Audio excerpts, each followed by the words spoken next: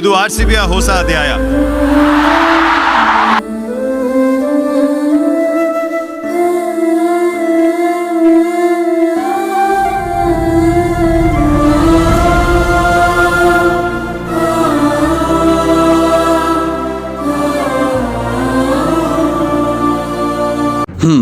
ಆ ಕಣ್ಣೀರಲ್ಲಿ ಇದ್ದ ನೋವು, ಹಠ, ಹತಾಶೆ ಎಲ್ಲ ಒಂದೇ ಒಂದು ಕ್ಷಣ ಕಣ್ಣೆದುರು ಬಂದು ಬಿಡ್ತು. 18 ವರ್ಷದ ಕನಸು ಇಲ್ಲ ಆಗಲ್ಲ ಅಂತ ಅಂದುಕೊಂಡಿದ್ದ ವರ್ಷದಲ್ಲೇ ಬೆಂಗಳೂರು ಕಪ್ಪನ್ನ ಗೆದ್ದು ತಂದುಕೊಡ್ತು.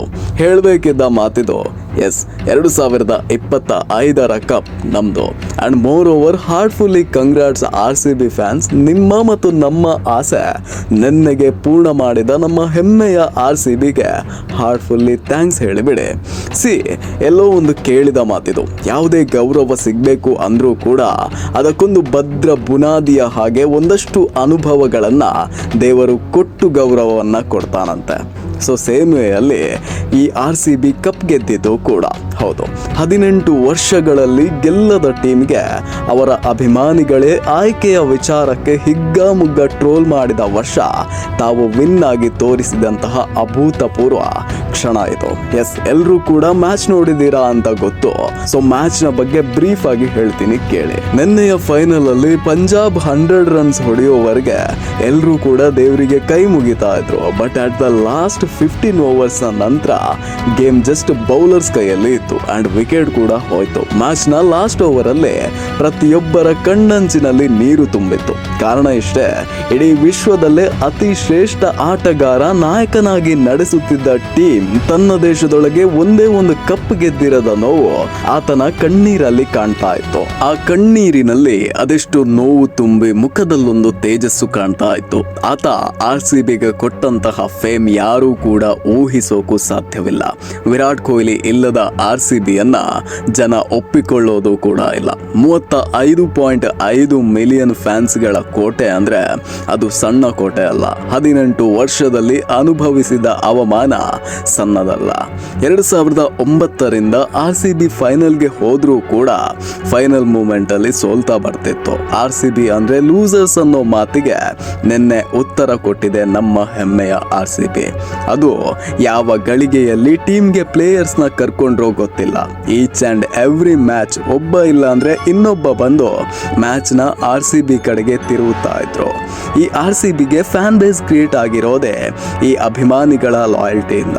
ಒಂದು ಸಮಯದಲ್ಲಿ ಹುಟ್ಟಡಗಿಸಿದ್ದ RCB ಕೊನೆಗೆ ಜೋಕರ್ ಆಗ್ತಾ ಬಂದಿತ್ತು. ಅಟ್ ದ ಎಂಡ್ ಅಲ್ಲಿ ಅದರಲ್ಲೇ ಇದ್ದ ಫ್ಯಾನ್ಸ್ ಗಳ ಟ್ರೋಲ್ಸ್ ಶುರುವಾಗಿತ್ತು.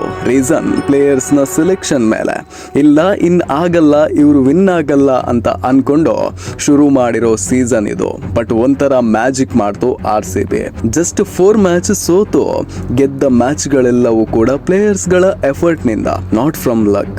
ರಜತ್ ರವರು ನಾಯಕ ಆಗಿದ್ರು ಕೂಡ ಅವರ ಹಿಂದೆ ಇದ್ದಿದ್ದು ಅದೊಂದು hidden power, that is king Kohli. Yes, RCBಯಲ್ಲಿ ಇಂದಿಗೂ ಕೂಡ ನಾಯಕ ಆಗಿರೋದು ಕೊಹ್ಲಿ. ಆತನ ಹುಮ್ಮಸ್ಸು ಪ್ರತಿಯೊಬ್ಬ ಅಭಿಮಾನಿಗೆ ಖುಷಿ ತಂದು ಕೊಟ್ರೆ, ಆತನ ಜೊತೆಗೆ ಇರುವಂತಹ ಪ್ಲೇಯರ್ಸ್ಗೆ ಈತನೇ ಒಂದು ದೊಡ್ಡ ಹುಮ್ಮಸ್ಸು. ಇಡೀ ವಿಶ್ವಕ್ಕೆ ಭಾರತದ ತಾಕತ್ತು ಪ್ರದರ್ಶಿಸಿದ್ದ ಕೊಹ್ಲಿಗೆ ಮಾತ್ರ ಬೆಂಗಳೂರು ತಂಡದಲ್ಲಿ ಕಪ್ಪೆತ್ತುವಂತಹ ಅವಕಾಶ ಸಿಕ್ಕಿರಲಿಲ್ಲ. ಅದು ಪ್ರತಿಯೊಬ್ಬ ಅಭಿಮಾನಿಯಲ್ಲಿದ್ದ ಪ್ರಶ್ನೆ. ಆದ್ರೆ ತನ್ನ ಆಟದಲ್ಲಿ ಕಿಂಚಿತ್ತು ಕಮ್ಮಿ ಆಗದೆ ಇರೋ ತರ ಆಟ ಆಡ್ತಿದ್ದ ಕೊಹ್ಲಿ ಕೊನೆಗೆ ಹೊಸ ಮುಖಕ್ಕೆ ಆದ್ಯತೆ ಕೊಟ್ಟಿದ್ರು. ಲಕ್ ಅನ್ನೋ ಹಾಗೆ ವಿರಾಟ್ ಮಾರ್ಗದರ್ಶನದಲ್ಲಿ ರಜತ್ ನಮ್ಮ ಕರ್ನಾಟಕದ ಕನಸನ್ನ ಈಡೇರಿಸಿ ಬಿಟ್ರು. RCB ಅಭಿಮಾನಿಗಳಿಗೆ ಇದೊಂದು ಕನಸು ಅನಿಸಿರ್ಬೋದು.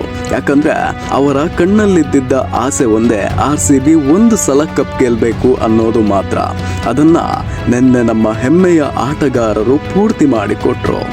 ಒಂದ್ಸಲ ಜಸ್ಟ್ ಥಿಂಕ್ ಮಾಡಿ, ಕೊಹ್ಲಿ ಹತ್ರ ಬೇಕಾದಷ್ಟು ರೆಕಾರ್ಡ್ಸ್ ಇವೆ, ಫೇಮ್ ಇವೆ, ಎಲ್ಲಾನು ಕೂಡ ಇದೆ. ಬಟ್ RCB ವಿನ್ ಆಯ್ತು ಅಂತ ಗೊತ್ತಾದಾಗ ಆತನ ಕಣ್ಣಲ್ಲಿ ನೀರು ಬಂದಿರುವಂತಹ ರೀಸನ್ ಆತ ಪಟ್ಟಿರುವಂತಹ ಶ್ರಮ ಅಷ್ಟೇ. ಬಹಳಷ್ಟು ಜನರ ಅಭಿಪ್ರಾಯ ಇದ್ದಿದ್ದು ಇವನ್ ಕೊಹ್ಲಿ ಆಡ್ತಿದ್ರು ಕೂಡ ಮ್ಯಾಚ್ ಗೆಲ್ತಾ ಇರಲಿಲ್ಲ, ಅದಕ್ಕೆ ರೀಸನ್ ಟೀಮ್ ಬ್ಯಾಲೆನ್ಸ್ಡ್ ಆಗಿ ಆಡ್ತಾ ಇರಲಿಲ್ಲ.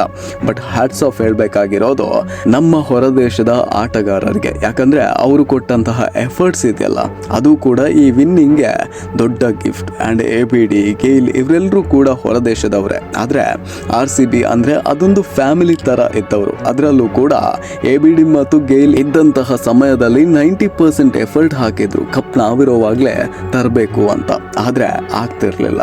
RCB ಫೈನಲ್ಗೆ ಹೋಗಿ ಮ್ಯಾಚ್ ಸೋತಿದ್ದೆ ಹೆಚ್ಚಾಗಿರೋ ರೀಸನ್ ಇಂದ ಅವರು ಬರುವಂತಹ ನೆಸೆಸಿಟಿ ಕೂಡ ಇರಲಿಲ್ಲ. ಆದ್ರೆ ಇನ್ಸಿಡೆಂಟ್ ನೋಡಿ ಅವರು ಕೂಡ ಈ ಮೂವ್ಮೆಂಟ್ ನ ಕಣ್ತುಂಬಿಕೊಂಡು ಬಿಟ್ರು. ಅಂಡ್ ಆ ದೇಶಗಳಿಂದ ಬಂದು ಒಂದು ಟೀಮ್ಗೆ ಇಷ್ಟೊಂದು ಸಪೋರ್ಟ್ ಮಾಡೋದು ಅಂದ್ರೆ ಸಣ್ಣ ವಿಷಯ ಅಲ್ಲ ಬಿಡೆ. ಇನ್ನ ಕಂಟೆಂಟ್ ಕ್ರಿಯೇಟರ್ಸ್ ನಾನ್ ಕಂಡಿರುವಂತಹ ಮಟ್ಟಿಗೆ ಕನ್ನಡದಲ್ಲಿ ಗಿವ್ ಅವೇ ಅನ್ನುವಂತಹ ಕಾನ್ಸೆಪ್ಟ್ ಅನ್ನ ಹಿಡ್ಕೊಂಡು RCBಗೆ ಸಪೋರ್ಟ್ ಮಾಡ್ತೀವಿ, ಫಾಲೋ ಮಾಡಿ ಅನ್ನೋ ಜನಗಳ ಮಧ್ಯೆ RCB ಬಗ್ಗೆ ಒಂದಷ್ಟು ಅಭಿಮಾನ ತೋರಿಸಿರೋದು ಅಂದ್ರೆ ಉತ್ತರ ಕರ್ನಾಟಕದ ಪ್ರಕಾಶ್. ಸೊ ಇವರು ಒಂದು 2 ನಿಮಿಷದ ವಿಡಿಯೋವನ್ನ ಹಾಕ್ತಾರೆ. ಅದರಲ್ಲಿ ಆತನ ಖುಷಿ ಮತ್ತು ಒಳಗಿದ್ದ ಪ್ರತಿಯೊಂದು ನೋವು ಕೂಡ ಎದ್ದು ಕಾಣ್ತಾ ಇತ್ತು. ವೆಲ್, ಇತಿಹಾಸದ ಪುಟದಲ್ಲೇ RCBಯ ಬೆಸ್ಟ್ ಇಯರ್ ಯಾವುದು ಅಂತ ಕೇಳಿದ್ರೆ ಅದು 2025. ಒಬ್ಬ ಲಾಯಲ್ ಪ್ಲೇಯರ್ ಯಾರು ಅಂತ ಕೇಳಿದ್ರೆ ಅದು ನಮ್ಮ ಕೊಹ್ಲಿ. ವರ್ಷಗಳ ಹಿಂದೆ ತಲೆ ತಗ್ಗಿಸುವ ಹಾಗೆ ಮಾಡಿದ್ದ ಭುವನೇಶ್ವರ್ ಮತ್ತೆ ಅದೇ ಬೆಂಗಳೂರನ್ನ ತಲೆ ಎತ್ತಿ ಗರ್ಜಿಸುವ ಹಾಗೆ ಮಾಡಿದ್ರು. ಒಂದು ಕಡೆಯಲ್ಲಿ ಕೃಣಾಲ್ ಇಡೀ RCBಯ ಗೆಲುವಿಗೆ ಕಾರಣ ಆದ್ರೆ ಇಡೀ ತಂಡ RCBಯ ಫ್ಯಾನ್ಸ್ಗಳ 18 ವರ್ಷದ ತಪಸ್ಸಿಗೆ ಒಂದು ಫಲವನ್ನ ಕೊಟ್ರು. ಎಸ್, ಈ ರೀತಿ ಕ್ರೇಜ್, ಈ ರೀತಿ ಲಾಯಲ್ಟಿ ಹಿಂದೆ ಇರಲಿಲ್ಲ, ಮುಂದೆ ಬರಲ್ಲ. ಇತಿಹಾಸದಲ್ಲೇ ಒಂದು ಟೀಮ್ನ ಈ ಒಂದು ಮೂವ್ಮೆಂಟ್ಗೋಸ್ಕರ ವರ್ಷಾನುಗಟ್ಟಲೆ ವೆಯ್ಟ್ ಮಾಡಿ ಪಡೆದಂತಹ ಈ ಸಕ್ಸಸ್ಗೆ ಇಡೀ ರಾಜ್ಯವೇ ಖುಷಿ ಪಡ್ತಾ ಇದೆ. ಫೈನಲ್ ಆಗಿ ಒಂದು ಸಾಲನ್ನ ಓದಿದ್ದೆ, ಸರ್ವ ಕಾಲದಿಂದಲೂ ಸೋಲುತ್ತಾ ಬರುತ್ತಿದ್ದೇನೆ, ಸರ್ವ ಕನ್ನಡಿಗರು ನನ್ನೇಕೆ ದ್ವೇಷಿಸುತ್ತಿಲ್ಲ ಅನ್ನೋದನ್ನ ಮನೆ ಮಗನಂತೆ ಕಂಡ ನಿನ್ನ ಮೇಲಿಟ್ಟ ನಂಬಿಕೆ ಎಂದು ನೀನು ಸುಳ್ಳು ಮಾಡಲ್ಲ ಅನ್ನುವಂತಹ ನಂಬಿಕೆ ಕಣಯ್ಯ, ಅಷ್ಟೇ. History tells us that powerful people come from powerful places.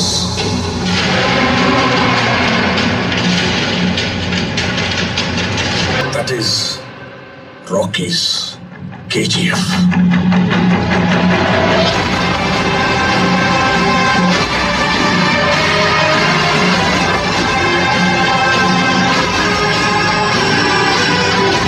RCB ಈಗ ಒಂದು ಫ್ರಾಂಚೈಸ್ ಅಲ್ಲ, ಇದು ಕನ್ನಡದ ಪ್ರೈಡ್. ಇದು ಒಂದು ಹೊಸ ಜನರೇಷನ್ಗೆ ಲೀಡರ್ಶಿಪ್ ಮತ್ತು ಲಾಯಲ್ಟಿ ಬಗ್ಗೆ ಕಲಿಸುವಂತಹ ಪಾಠ. ಇವರ ಜೆರ್ಸಿಗಳು ಫ್ಯಾಷನ್ ಐಟಮ್ ಆಗಿವೆ, ಇವರ ಆಂಥಮ್ ಹಾಡುಗಳು ಮನಸ್ಸು ಮುಟ್ಟುವ ಆಂಥಮ್ ಆಗಿದೆ. ಇವತ್ತಿಗೆ ನಾವು ಎಷ್ಟು ಟ್ರೋಫಿ ಗಳಿಸಿದ್ದೇವೆ ಎಂಬುದಕ್ಕಿಂತ ಎಷ್ಟು ಹೃದಯವನ್ನ ಗೆದ್ದೆವು ಎಂಬುದೇ ಮುಖ್ಯ. RCB ಅಂದ್ರೆ ಹೋಪ್, RCB ಅಂದ್ರೆ ರೀಸನ್ಸ್, RCB ಅಂದ್ರೆ ಕನ್ನಡದ ಕ್ರಿಕೆಟ್ ಫ್ಯಾನ್ಸ್ ನ ಕಲೆಕ್ಟಿವ್ ಡ್ರೀಮ್. ಮತ್ತೆ ಹೇಳಬೇಕು, ಇದು ಕೇವಲ ಕಪ್ ಗೆಲ್ಲೋ ಕತೆ ಅಲ್ಲ, ಇದು ನಂಬಿಕೆಯ ಮೇಲೆ ಬಾಳುವಂತಹ ಕತೆ. ನಂಬಿಕೆ ಉಳಿದಾಗಲೇ ತಂಡವು, ಅಭಿಮಾನಿಗಳು ಎಲ್ಲರೂ ಕೂಡ ಚಾಂಪಿಯನ್ ಆಗ್ತಾರೆ. RCB for ever. ಈ ಸಲ ಕಪ್ ನಮ್ದು.